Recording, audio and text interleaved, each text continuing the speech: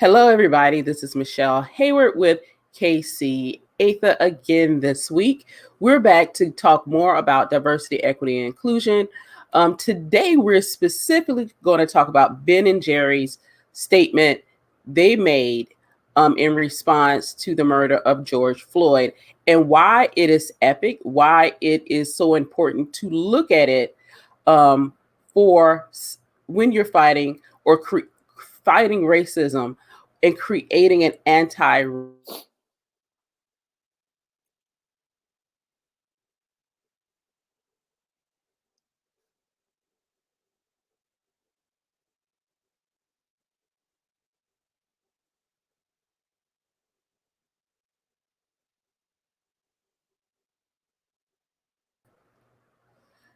So, back.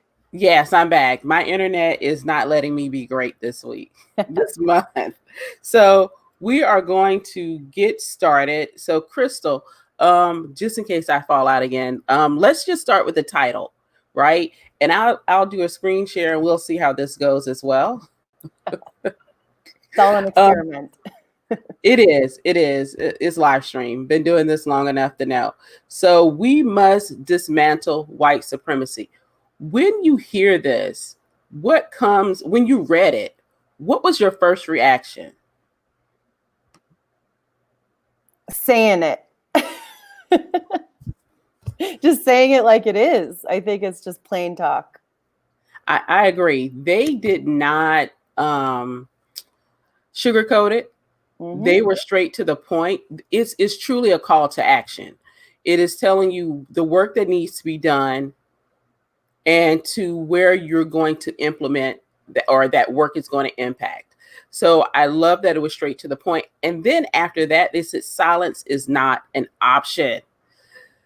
So that meant you have to say something that is going to be impactful, that is going to move the call to action they have, which is dismantle white supremacy. So I love how they started it, just with the actual title of their I don't even know what I just call their action plan. I actually call it their action plan because it is very, very actionable.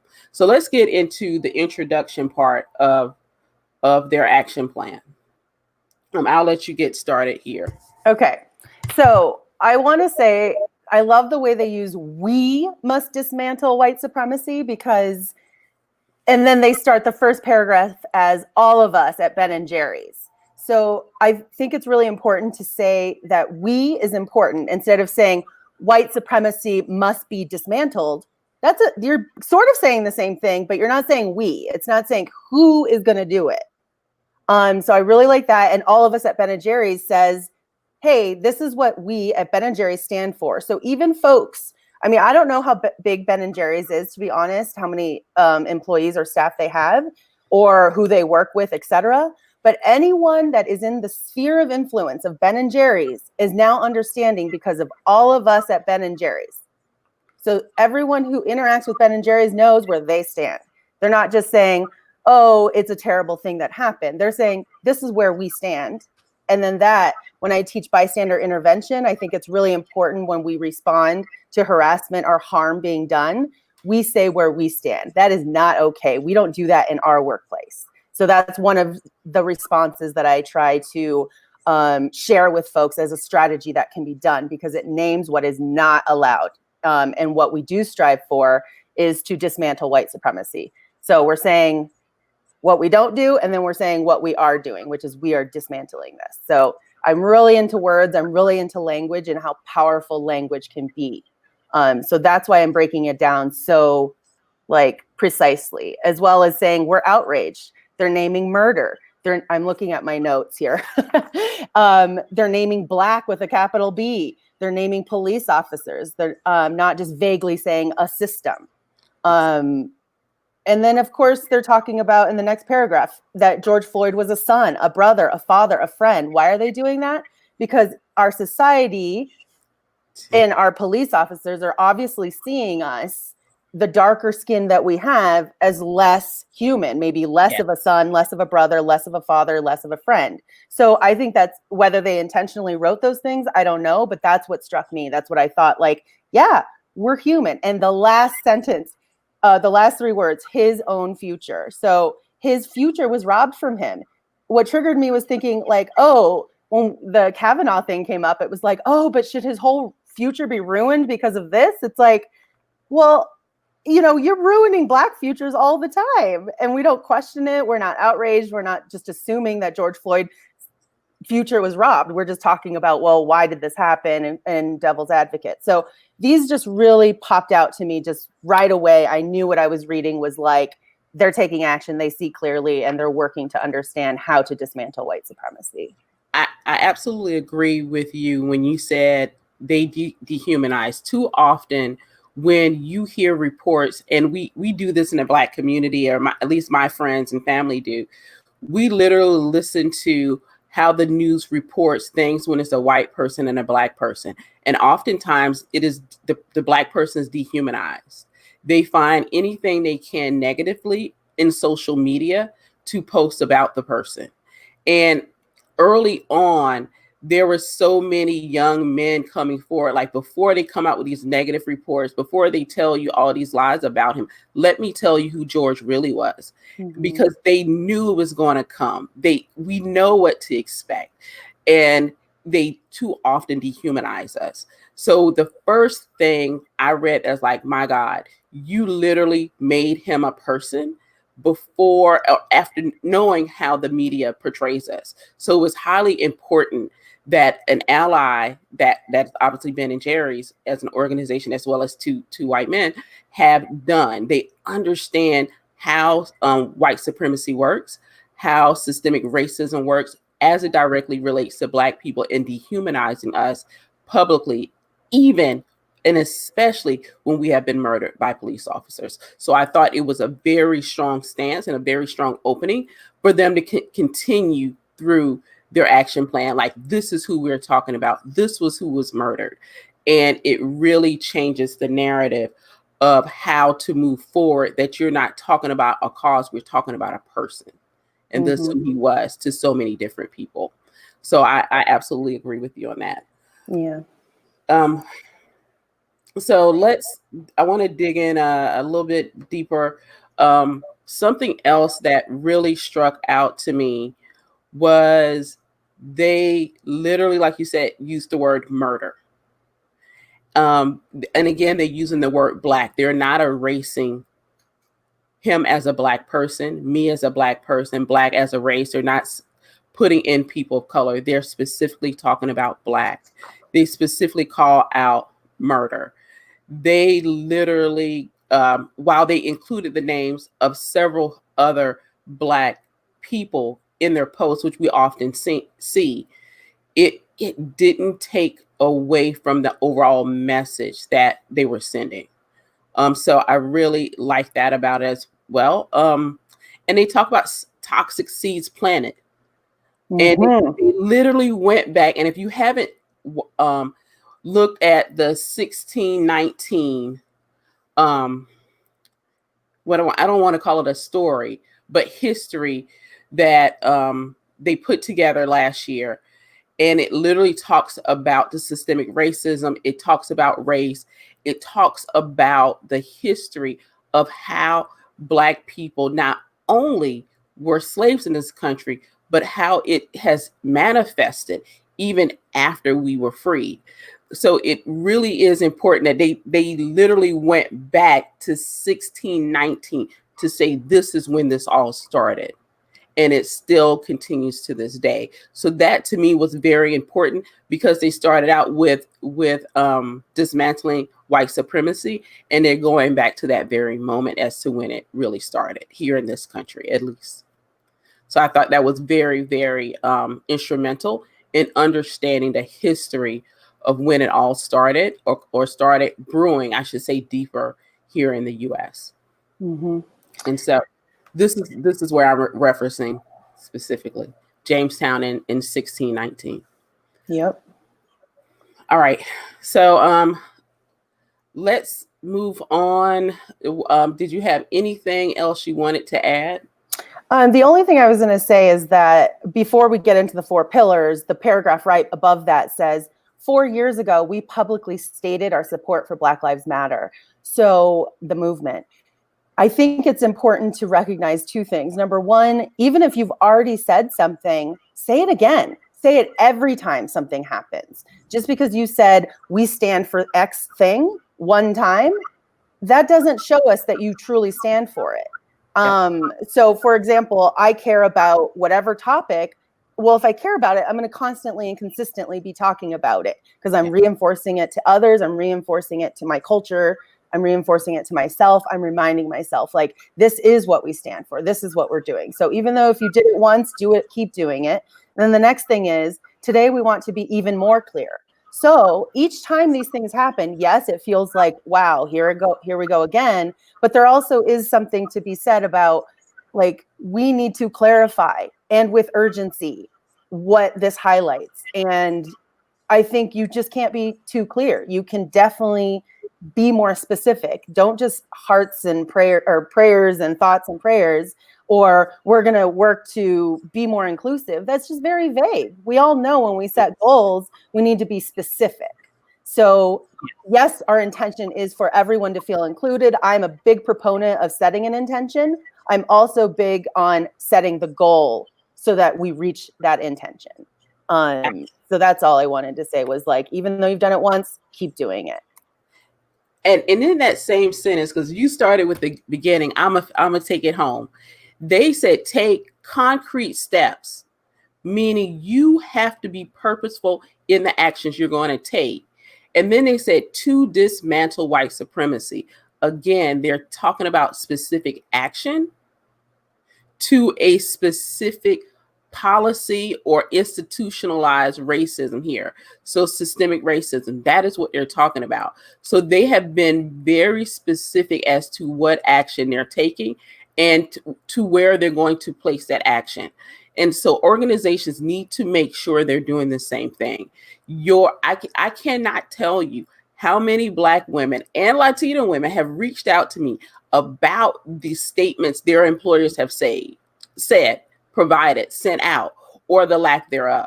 Number one, they completely did not say Black. They did not say murder. They did not say systemic racism. They did not say white supremacy.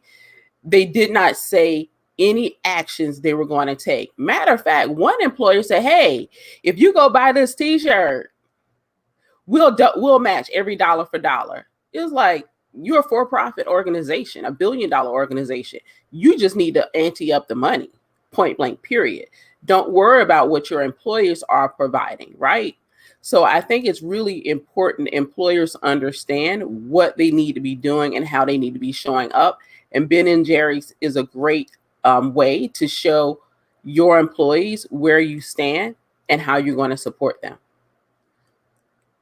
All right, so let's go into pillar number 1 first. We want to call upon President Trump, elected officials, and political parties to commit our nation to a formal process of healing and reconciliation. So if you haven't read this, I'll continue. Instead of calling for the use of aggressive tactics on protesters, the president must take the first step of disavowing white supremacists and nationalist groups that overtly support him by not using his Twitter feed to promote and normalize their ideas and agenda. The world is watching America's response. What are your thoughts on the first pillar of what Ben & Jerry's? So my first thought, I just can't help myself because I think about diversity, equity, and inclusion in the workplace. I don't even want to, yes, we can talk about the literal words, but I just immediately thought, okay, replace the president with CEO, executive director, etc. So like, I think in leadership, how can we take this action within our own organization? As the executive director, how can I do a process of healing and reconciliation? Because no organization is perfect. I'm sure there's some cracks that have been highlighted with COVID, and now even more so with the revolution that's going on right now. And so what and how can we heal that and reconcile that? And of course, disavowing that and looking at, okay, so they're calling him out on his Twitter. Why don't we call ourselves in on our socials? How much and how frequently do we promote anti-racism? So that's where I took it. I just put the mirror up. I said, cool, they're calling him out, whatever. I agree with it. But also, what can I do? How can I put this mirror up to myself as a leader and to others and say, hey, how can we do better? Yes. And I often call it, as like you said, the CEO, your other C-suite executives, your board of directors. I didn't even say the DE&I team, because you may only have one person. This has to be led from the top of the organization, and it has to be very clear. And like you said, it should be shared across all the social, and not just once. It has to be consistently done. And your organization and whatever that plan is needs to plan out, how does that show up? And it doesn't just show up in February for Black History Month. It doesn't show up just for Black Music Month, which is June, right? We're in the midst of Black Music Month. It has to show up consistently every single day. And you have to, as an organization, as that management team leading that organization, what does that look like for your brand, for your Black employees? So you need to be very specific about it. And I'm just going to tell you, you're not going to get it right all the time, but you cannot remain silent in this. That's right. I'll repeat that. We will be making mistakes. And what's the most important is how you respond after you've made that mistake. So just start with the assumption of we will be making mistakes, and we are working hard to correct them and reconcile them as we grow and learn. We are learners right now. And so there will be that grace, but give the grace to the people giving you the feedback and say thank you. Exactly. So we're going to move on to pillar number 2. Second, we call upon Congress to pass H.R. 40, legislation that would create a commission to study the effects of slavery and discrimination from 1619 to the present and recommend appropriate remedies. We cannot move forward together as a nation until we begin to grapple with the sins of our past. Slavery, Jim Crow, and segregation were systems of legalized and monetized white supremacy for which generations of Black and brown people paid an immeasurable price. That cost must be acknowledged, and the privilege that accrued to some at the expense of others must be reckoned with and readdressed. So, do you want me to open up HR 40 so people understand what that is? If you want to, I didn't dig that deep. Oh, I read it. Oh, go, Michelle, go. So, because I'm about that life too. So, what is truly important is they literally talk about reparations for African Americans.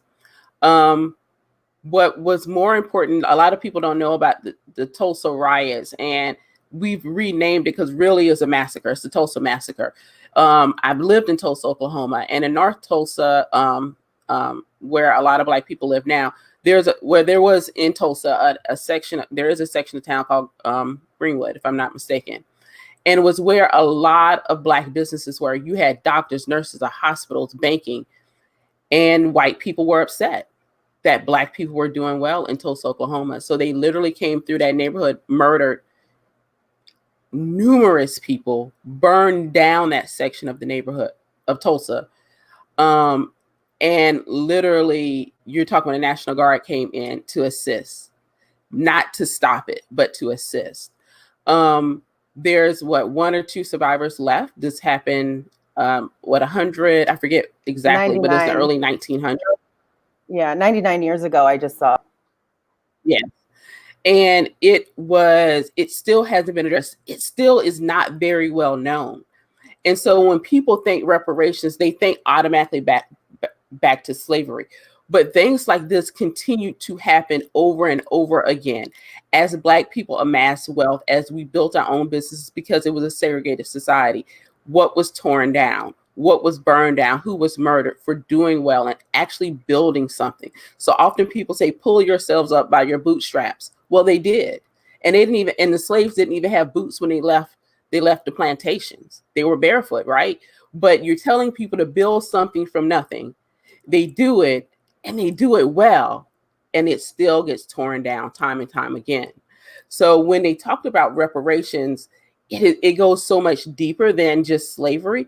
It goes to after slavery and what we've done in this country just to have it torn and burned down again and again. So I think people need to have a broader or more need to dig deeper in understanding what we as Black people have done in this country for 100 years with very little assistance, or some assistance, I won't say little, but some assistance from white allies, but also how oftentimes it's torn down repeatedly, time and time again. And we're seeing it now in gentrification in our own neighborhoods. So it talks about the 400 years. So I just want to say, go and read that. I'm going to go back to the 4 pillars, and I'll let KC take over, because it's really important that you understand what they're talking about as far as reparations and how that is not just a slavery aspect, but it goes deeper than that. Yeah. I actually just saw a headline. I didn't even click on it. I forget the woman's name. Head of Vogue. She's the editor for a long time. Anyway, she basically is grappling with the sins of her past right now. And I think about Vogue, and I think about where we all sit in our organizations, and how can we grapple with our organization's past. If you're a newer organization, fine, think about it anyway. How, even if you have a small history, you can think about that, or you can think about your industry. You can think about and reflect on that stuff and grapple with it, meaning like acknowledging it, taking ownership of it, and saying, yes, this happened, and we held it up and perpetuated it in certain ways. So you need to acknowledge the cost, that it basically, the cost and privilege that, so this line, that cost that must be acknowledged and the privilege that accrued to some at the expense of others. I think that line is really powerful to me, because that's just being honest and acknowledging. So it's very deep, it's very uncomfortable, deeply uncomfortable to talk about and be as vulnerable as this is being. But if we really, truly, genuinely want to move forward, we have to grapple with the past, because we already saw that we have tried to move forward as a country, and it just keeps haunting us. So let's just face it, face the fear. Let's do it. Let's do it together. Yeah, do it scared, because we haven't been. One of the comments is for I love pillar 2. It steps towards ending systemic racism. I think pillar 1 was okay, but conversations need to continue at every level. And it needs to be done every single day. Absolutely agree. One other comment, Black Wall Street. That's what it is, Black Wall Street. Yeah. But we need government to help push this forward. I would say as citizens, we need to be making sure government is pushing this forward. We elect these people. I'm your constituent. I will fax your office, email your office, call your office. My mother doesn't fax, she don't email, but she will call, and she has called. So I've learned a lot from her in how to engage with politicians, not just at the state level, but also in Congress here, and making sure they hear my voice as their constituent. So it is very, very important that we do that every single day. Even in the off season. So one of our congressmen, he has a fish fry, and literally they're like, a fish fry, like, yeah, that's the thing here. Don't ask. And you put yellow mustard on your fish sandwich. So, but it's those things where you go out and you engage with other constituents and find out what their voices are too. So it's great to be within our own communities, whether it's social and in our neighborhoods, but going out to those regular, right, the regular people type of political events, and really hearing what matters to them and what they really need. And that truly plays another part in understanding where systemic racism is current day and how it's impacting people directly in your communities and neighborhoods. So I would encourage you to do that. Okay. I I had another thought here, and I can't read it because the room's too dark because it's in my notes. But they talk about the cost, how some people accrued at the expense of others, and how it was legalized and monetized. And often I hear, well, everybody that monetized from slavery is dead. That's not true. I want to, number one, say that's a lie. Every single legal slave sale was taxed by the U.S. federal government. Never, ever forget that. Every single, and I'm sitting here in the state of South Carolina. One day after the pandemic, I will probably do a live stream for Market Street so you can understand what it looks like. They want to tell now Market Street where the slaves were sold, but they want to keep Confederate flags. You tell me why. So it is truly, truly important that you understand while plantation owners are dead, the U.S. federal government, which benefited from every single slave sale, is still very much alive and operating through white supremacy. Okay. All right.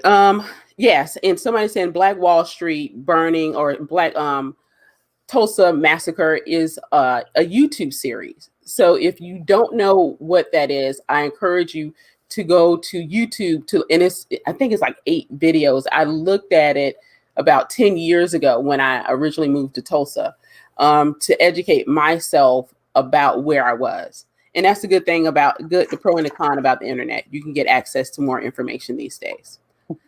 All right, we're going to move on to pillar number 3. Third, we support Floyd's family's call to create a national task force that would draft bipartisan legislation aimed at ending racial violence and increasing police accountability. We cannot continue to fund a criminal justice system that perpetrates mass incarceration while at the same time threatens the lives of a whole segment of the population. So, Crystal, I'll let you go in on this point first. Okay, so the first thing that popped into my head is thinking about the workplace again in a tweet that I saw. And the tweet said, we need to build our organizations assuming that everyone's racist and build it so that we mitigate it and minimize it. And I think about my organization building as like our culture as soil. You know, do we make rich soil so that equity and inclusion is thriving? Or do we make rich soil that allows for oppression and marginalization and unequal treatment and harm? So that is what came out to me. So legislation aimed at ending racial violence. What is the type of policies and procedures and structures that we can put into our organizations that end violence? And I'm using the word violence more broadly, thinking about the workplace. But it still hurts. It still hurts us in so many different ways, all of us, even white people, disproportionately Black people, and that whole spectrum. So also I'm thinking about this as this is not just a Black person problem. That's why all of us need to be fighting to make our workplaces and to make our society at large more racially just, because we're all going to benefit from it. Absolutely. So I have a take on this as well, just internal to organizations when it comes to creating a diverse pool of pool of candidates for positions, but also of employees. What your employees' backgrounds are, what are their ethnicities, gender, race, what does that look like? And it starts, number one, with recruiting candidates. And we literally have this discussion quite often in our Black circles. We literally here on LinkedIn, not me, but we being Black people will take our pictures down when we're looking for a job. And it's magical how all of a sudden I'm a perfect candidate when I don't have a Black woman's picture up or a Black man's picture up, right? But I shared with somebody, if the organization will not recruit you because you are Black, how do you think they will treat you as a Black employee? Mm-hmm. So if you have bias in how you recruit, I believe you're going to have issues internal to that organization and how you treat your employees. So I would like, leave your picture up. If you're only getting 2 recruiters or hits for jobs a month, it's better than 22, because those other 20 may have and probably do have issues internally. The reason they won't even look at you because you're a Black person. And I literally have a friend, he does this, like, recruiters have stopped calling me. I'm gonna take my picture of that, and it never fails. He literally within 2 days will have 10 different jobs, recruiters contacting him, wherein he would have had 2 in a month contacting him just by taking his picture down. So we're talking about recruiting.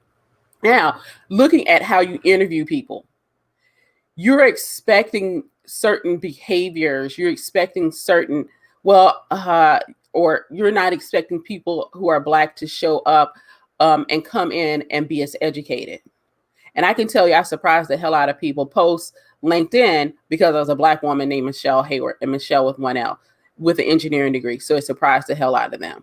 So now do you know what PSI is? And I'm like, pounds per square inch. And they're quizzing me about my education, wherein they're asking other candidates about their experience, right? So I have to prove that I earned my degree. They assume they know what the hell they're talking about because they're not Black. Then once you're there, I have to have proof that I'm worthy of a promotion, where my white counterparts only have to have potential. So now in all of that, you have to have certain measures in place, right? In order to make sure you have created an equitable process throughout your organization, from not only recruiting, not only interviewing, career advancement, because that impacts your retention. And too often organizations don't have that. Too often they're actually thinking, oh, well, all the Black people are first generation graduates. I'm a third. I actually have a friend, she's an engineer. Her mother was an engineer before her. Will I say it's a lot of us? Probably not.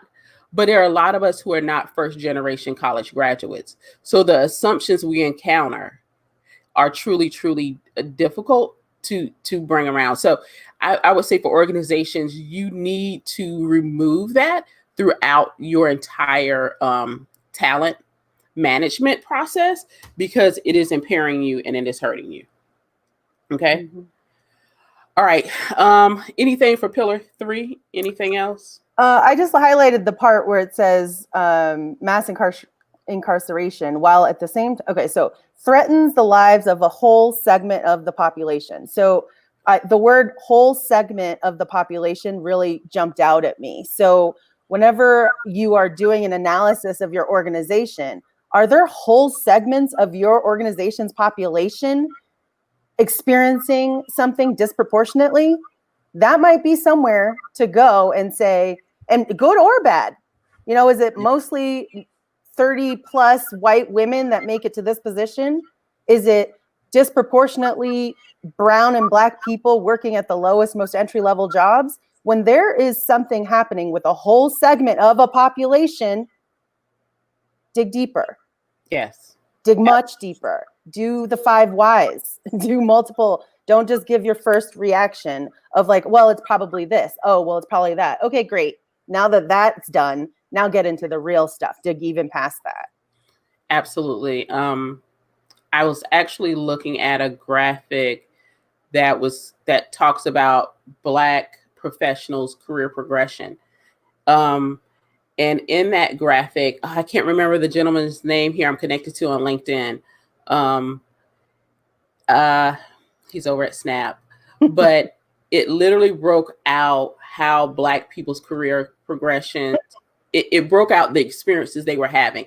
If they were having issues getting advanced promotions, if they were having issues getting mentors. So it literally broke out percentages on that. And it's over on my Instagram page. If you follow me on Instagram or the Positive Hire page, I think it's in the stories there. But you literally can check it out and look at the percentages. Oftentimes what we're seeing, though, is women of color is wrapped up. And if you go back to the most recent article, which I have posted on Instagram too somewhere, it talks about the percentage it talked about the number of women CEOs. I think it's like 37 but 34 were white, 3 were Asian, 0 were Black, 0 were Latina. And the other question was, well, how many were Muslim? So it goes in to show you that it's not as though we aren't getting degrees, we aren't getting opportunities, and systemic racism, white supremacy is behind all of that. So it is directly, like it says, impacting a whole segment of the population. And that happens in organizations every single day. So we're on to the fourth and final pillar. If you're still with us, put a 1 in the chat, because we know this can be a little bit heavy. We understand that. But also share your thoughts. What are you seeing in your organization as it relates to any of these pillars? Because Ben and Jerry's wrote it to government, like how government entities should do, and even us as people should adhere. But look at it in the framework of an employee, like Crystal and I are doing. And what does that look like for your organization? Or what should it look like for your organization? Or what do you want it to look like for your organization? And these are the things you can share with your ERG. You should be able to share it with your C-suite so that they can make changes. But I do understand, as a Black woman, the dangers you have in speaking up in the workplace. It may not show up today, it may be a year, it may be 5 years, but retaliation against us is very real. And when we take risk at work, it may not work out to us at a higher percentage rate than our counterparts. Okay. I think we got a 1. So I'm just saying, okay. And finally, we call on the Department of Justice to reinvigorate its civil rights division as a staunch defender of the rights of Black and brown people. The DOJ must also reinstate policies rolled back under the Trump administration, such as consent decrees to curb police abuses. Yeah, it's a lot of things that's been rolled back in the current administration that were directly in place to fight white supremacy, and removing those or not seeing value in what they did is a detriment to Black people in this country.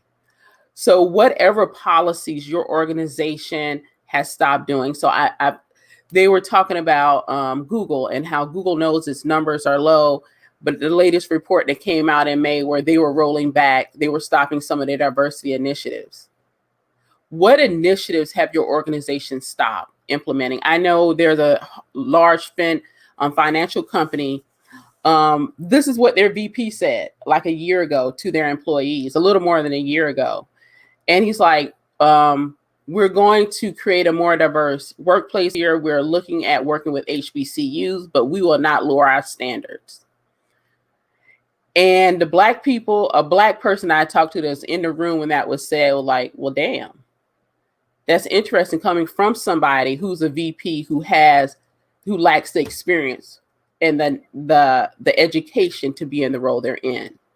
So it's like it was a double standard. If they're going to historically Black colleges and universities to help diversify their employee base, they weren't going to lower their standards, but yet it's okay as long as you are not Black.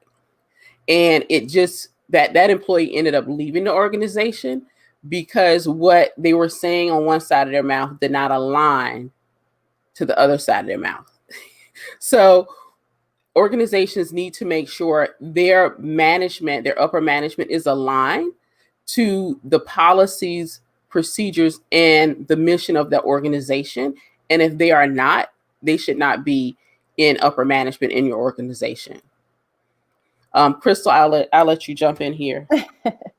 What stood out to me, I agree with that, is the civil rights division. And I'm thinking a lot of folks have been reaching out to me recently saying they want to have a DE&I team in their organization. And I think about ERGs, and I think about like pockets of groups of people that are oftentimes leaned on to lead diversity, equity, and inclusion in the workplace. but at the same, which is great, at the same time, I think sometimes they're leaned on a little too much. And that's also something else that came out. So I would say there needs to be a balance, and like listening to folks and what and how they want the process to work for them. So there isn't like a one way to do it that works for every organization. There is a specific way to do it that works for your organization and your people and your culture. So I would allow people to be a part of creating that with you, and not just decide for them what is going to work for them or not work for them as the CEO or as the ERG or whatever. It's just too much placed in one place. Yep. So I do like that there's these groups that can collect information and provide it and speak the truth to the power up top, because oftentimes, like Michele said, we will experience a different type of reaction depending on our identity when we speak up about some racism or other ism happening in the organization. So to me, I would just highlight that as well. And then I was going to just say the last paragraph, a couple of things that stood out to me. Okay. Let me read this one comment, and then we can go into the last paragraph. My organization at Boeing came out on confronting racism. We are having meaningful conversation. As I mentioned before, I just want and need for the dialogue to continue. Systemic racism, in my mind, cannot be fixed by Black Americans alone. We need our white American allies to fix it and help educate and share like minds with other white Americans. Absolutely agree. It does. It literally is going, we always say a village is going to take all of America to make these changes happen. I'm going to read the very last sentence, very last paragraph rather. Unless and until white America is willing to collectively acknowledge its privilege, take responsibility for its past and the impact it has on the present, and commit to creating a future steeped in justice, the list of names that George Floyd has been added to will never end. We have to use this moment to accelerate our nation's long journey towards justice and a more perfect union. Okay, Crystal, I'll let you get started because you're like, I'm ready. I got this. These are just the last thoughts that I was thinking. It's like, we need to collectively acknowledge, and I think the last person said it exactly right. We need everyone working on this, really shifting the mindset from this is a Black problem to this is an all of us problem. We need to take responsibility for the past, absolutely, and the impact it has on the present. And I'm going to highlight, because I am starting a book club and reading How to Be an Anti-Racist. And to be honest, my anger has been flaring up in myself, because I have thought, okay, what can I do to benefit Black people?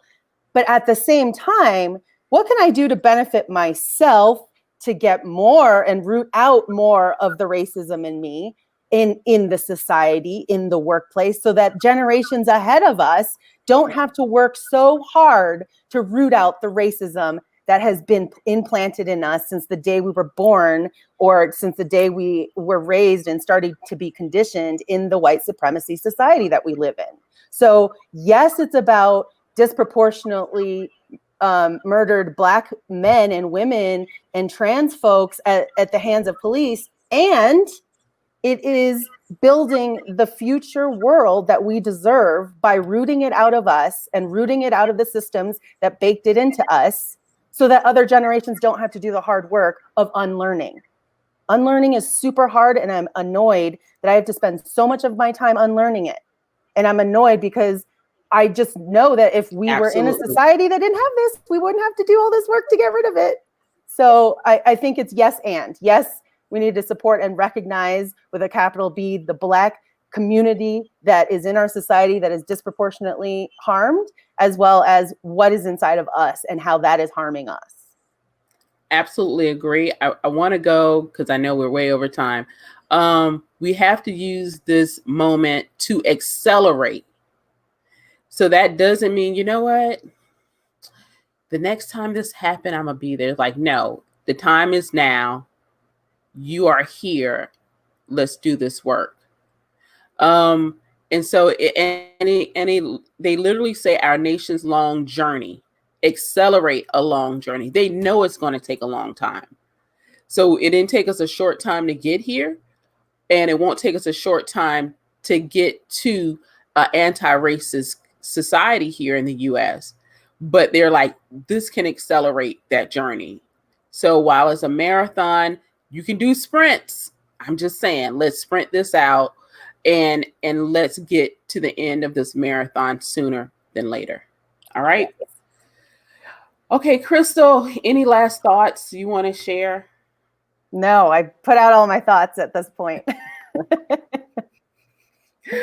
Well, everybody who hung out with us this entire time, if you're watching the replay, we really, really do want to say thank you for joining us.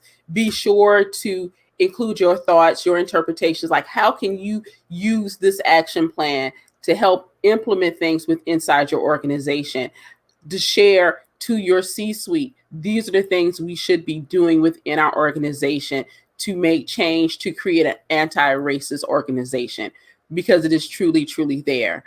Thanks, Kathleen. So everybody, we will be back next week again, talking about anti-racism, talking about the things that should be going on that are happening, right?